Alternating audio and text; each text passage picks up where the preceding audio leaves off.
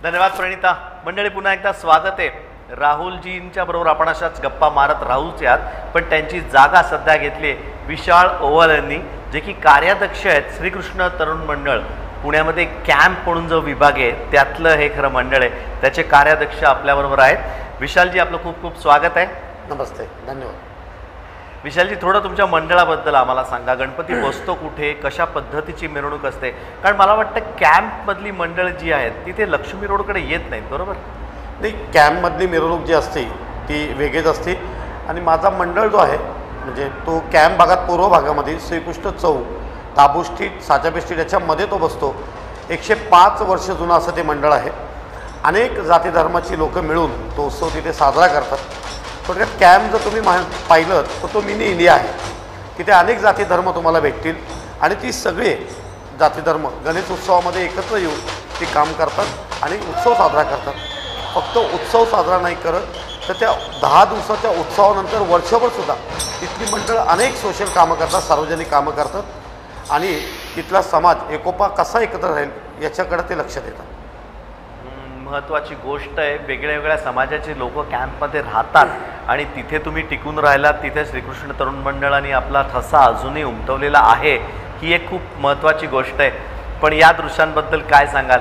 पुणे म्हटले की लक्ष्मी रोड आला, लक्ष्मी रोड म्हटलं की मिरवणूक आली, मिरवणूक म्हटले की गर्दी आली. या गर्दीबद्दल काय म्हणणे आजच्या? नाही, आता हा उत्सव आहे, सण आहे आणि पुणेकरांसाठी जत्रा नाही आहे. तर पुणेकरांची जत्रा किंवा पुणेकरांचा उत्सव हा गणेश उत्सवच असतो. पुणे त्याच्यासाठीच खूप फेमस आहे. इथली मानाची 5 गणपती मंडळं, दगडूशेठ हलवाई मंडई, त्याचप्रमाणे भाऊ रंगारी अशी मोठी मोठी मंडळं इथे आहेत. दगडूशेठ हलवाईसारख्या गणपती मंडळामुळे महाराष्ट्रभर नाही तर भारतभर आणि भारताच्या बाहेरसुद्धा सोशल कामं कशी केली गेली पाहिजेत आणि गणेशोत्सव मंडळे कशी चालली पाहिजेत आणि मंडळाच्या माध्यमातून काही कामं होतात हे सगळं त्याच्या प्रेरणेतनं पुढची मंडळं चालतात. त्यामुळे लोक भावनिक होऊन त्या गणपतीच्या दर्शनाला वगैरे येतात आणि ते साहजिक होत राहणार. गर्दी लोकांच्या भावनेतनं होते आणि ती लोकं तिथं येतात, उत्सव व्यवस्थितपणे साजरा होतो. तर गर्दी तर राहणार आहे. जशी गर्दी इथे असते तशीच गर्दी कॅम्प भागातसुद्धा असते. त्याच्या मिरवणुकीचा वेळ फक्त वेगळा आहे. इथली मिरवणूक सकाळीच चालू होते आणि तिथली मिरवणूक संध्याकाळी 6 नंतर चालू होते. तुमच्या मिरवणुकीचं साधारण स्वरूप काय असणार आहे? कशा पद्धतीने असणार आहे? ढोल ताशे तिथे असतात का? कशा पद्धतीने तुम्ही साजरं करता? आता खरं पाहायला गेलं तर ढोल ताश जे पारंपरिक वाद्य ते असतातच मुळात, पण त्याच्यापेक्षा आता तो भाग थोडा वेगळा पडतो. त्यामुळे तिथं जास्त करून DJ हा प्रकार वापरला जातो. मिरवणुकीत साधारणतः 25 ते 30 मंडळं सहभागी होतात. बाकी लहान लहान मंडळं ती जागच्या जागी करतात आणि मग त्याचा मार्गसुद्धा एकच आहे. खाण्या मारुती, सेंट्रल स्ट्रीट असं करत श्रीकृष्ण चौक ते शरबतवाला चौक असा तो मार्ग असतो आणि त्या सर्व भागामध्ये 2 मस्जिदी लागतात. त्या मस्जिदीचे ट्रस्टी तिथं मंच टाकून पाण्याच्या बाटल्या असे अनेक प्रकार ते करतात आणि एकोपाने ही गणेशाची मिरवणूक तिथे साजरी होते. वा, ही खूप मोठी गोष्ट आहे. मस्जिदी समोरनं मिरवणूक जाते आणि त्यावेळेस देखील वादन बंद पडत नाही. कारण मी स्वतः त्या मिरवणुकीचा एकदा भाग राहिलो होतो. आम्ही ढोल ताशे वाजवत होतो. आम्हाला सांगितलं गेलं नाही की बंद करा किंवा तिकडनंही सांगितलं नाही किंवा मंडळाच्या लोकांनी सांगितलं नाही की ढोल ताशे वाजवू नका. तसाच वाजत गाजत आपला बाप्पा मस्जिदीसमोरनं गेला आणि त्यांनी देखील तुम्ही जसं म्हणताय तशा पाण्याच्या बाटल्या दिल्या. खूप सहकार्य त्यांनी देखील केलं होतं आणि हीच मोठी गोष्ट आहे कॅम्पातली, नाही का? नाही, आता काय झालं आहे, गणेश उत्सवाचा कार्यकर्ता किंवा गणपती मंडळ म्हटलं की त्याच्यात 2 बाजू आहेत. पण लोक ज्यांना काही एखादा त्रास होत असेल, असं नाही की सगळं व्यवस्थितच चालतं. कुठे थोडाफार त्रास सहन करावा लागतो, त्याला हरकत नाही आणि मी नाकारत नाही आहे. पण त्याची दुसरी बाजू तुम्ही पाहिली पाहिजे. जेव्हा कोविडचा काळ आला तर ज्याप्रमाणे पोलीस यंत्रणा, आरोग्य यंत्रणा म्हणजे डॉक्टर आणि साफसफाई कर्मचारी ज्याप्रमाणे रोडला होती, त्याचप्रमाणे कोविडच्या काळामध्ये यांच्या हाताला हात धरून सार्वजनिक गणेश मंडळंसुद्धा रोडला होते. पहिल्यांदा सुरुवात ह्या मंडळाच्या कार्यकर्त्यांनीच केली. लोकांना काही प्रश्न आहेत का, औषधं मिळतात आहेत का नाही, ॲम्ब्युलन्स मिळते आहे का नाही, घरी अन्नधान्य आहे का नाही, कुठे कोण सुखरूप आहे का नाही, हे सगळं करणारे गणेश मंडळाचे कार्यकर्ते पहिल्यांदा होते. ही बाजू आपण विसरतो. पण आपण जल्लोषात जर चुकून काही एखाद्या कार्यकर्त्याच्या हातून झालं किंवा एखाद्या मंडळाच्या हातून काही स्पीकरचा आवाज जास्त झाला किंवा जास्त काही थोडंफार होत असतं तर ह्या गोष्टीला आपण त्याचा मोठा वाव करतो. पण ही सोशल कामं जी मंडळं करतात त्याच्याकडे आपण लक्ष देत नाही. वर्षभर अनेक उपक्रम ही गणेश मंडळं राबवतात. आता माझंच मंडळ वर्षभर आम्ही अनेक उपक्रम राबवतो. गरजू विद्यार्थ्यांना वही देणं, वारकऱ्यांना जेवण देणं, त्याचप्रमाणे कुठल्या काही शाळा असतील त्यांचा काही प्रॉब्लेम असेल तर तो सॉर्ट आऊट करणे. आता असं अनेक वेळा असतं की गणपती मंडळाचा कार्यकर्ता हा पहिल्यांदा धावून जातो. बारसं असो किंवा कुणाचा मृत्यू असो किंवा एमर्जन्सी असो, काही असो, तर तिथे तुम्हाला पहिल्यांदा गणपती मंडळाचा कार्यकर्ता दिसतो. हे आपण ही बाजू विसरतो, तर हे आपण लक्षात ठेवलं पाहिजे. अगदी खरं आहे. आज गणपती मंडळाचा कार्यकर्ता आज थोडासा भावूक होणार आहे, कारण त्याचा बाप्पा त्याचा निरोप घेतोय. त्याला त्याच्या बाप्पाला निरोप द्यायचा आहे आणि त्याचं आज विसर्जन करायचं आहे. पण हे काही क्षणाक असणार आहे, कारण त्यांना माहिती आहे की पुढच्या वर्षी पुन्हा बाप्पा येणार, पुन्हा हा जल्लोष होणार आणि पुन्हा हा दंगा पुन्हा एकदा करायला मिळणार आहे. त्यामुळे थोडेसे भावूक झालेले हे गणपतीचे कार्यकर्ते पुन्हा एकदा उद्या नव्या जोमाने आपल्या कामाला लागतील. पण आजचा दिवस हा बाप्पाचा आहे, आजचा दिवस जल्लोष करायचा आहे आणि आजचा दिवस हा कार्यकर्त्यांचा आहे. हे देखील आपल्याला विसरून चालणार नाही आहे. पाहता आहे की लक्ष्मी रोडवरची सगळी लाईव्ह दृश्य आता ही जागा थोडीफार मोकळी दिसत होती विशालजी, पूर्ण आता लोकांनी व्यापलेली आहे. गर्दी मला वाटतं आता उच्चांकी इथे सर्वात जास्त गर्दी या चौकामध्ये आता इथे झालेली दिसते. नाही, आता तुम्ही पाहाल तर ही गर्दी त्याची आणखी थोड्या वेळेनंतर हे मानाचे गणपती थोडे पुढं सरकले की त्याच्यानंतर दगडूशेठ हलवाई मंडई आणि भाऊ रंगारी ही मंडळं लाईनी देतात. याच्यानंतर भाऊ आणखी पुढे येतील. रात्रीचे गणेशोत्सवाची लाईट आणि रोषणाई पाहण्यासाठी लोक पुन्हा येतात आणि हा रात्रभर चाललेला हा सगळा खेळ असतो. उद्या सुद्धा पहाटे हा जो आत्ता तुम्हाला इथे सगळा माहोल दिसत होता तो श्रीरामसाठी होता. जी विचारली नाही, आता असं आहे की इथे अनेक पथकं वाजवतात. ज्ञान प्रबोधिनी आहे, श्रीराम पथक आहे आणि बाकी अशी खूप स्वरूपवर्धनी आहे. त्या पथकांचे खेळ पाहण्यासाठी किंवा त्यांनी नवीन नवीन ते दरवेळेला नवीन काहीतरी आणतात. सामाजिक प्रश्न ते या पथकांच्या माध्यमातून मांडतात. ते आपण नवीन पाहिलं असेल. महिलांचा सहभाग खूप जास्त असतो. हा उत्सव आहे आणि हा सर्वांचा उत्सव आहे. इथे बालगोपाळ, महिला सर्व एकत्र येतात.